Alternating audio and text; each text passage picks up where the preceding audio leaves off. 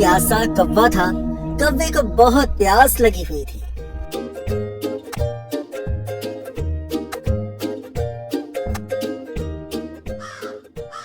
हाय, थोड़ा पानी मिल जाए तो अच्छा रहेगा। वो पानी की तलाश में इधर उधर उड़ रहा था, मगर उसको कहीं भी पानी ना मिला। आखिरकार वो एक बाग में पहुंचा। वहां उसने पानी का एक घड़ा देखा। खुदा का शुक्र है, मुझे घड़ा नजर आया। कौवा बहुत खुश हुआ।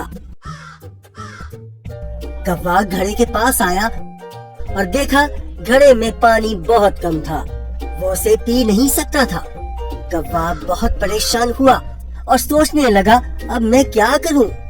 अचानक उसको एक तरकीब सूझी।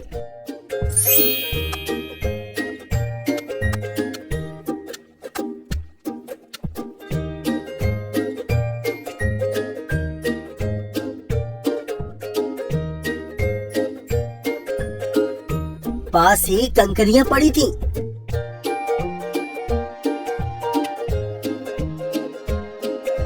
उसने एक एक करके कंकरियों को घड़े में डाला और इस तरह पानी ऊपर आ गया। कौवे ने पानी पिया और उड़ गया।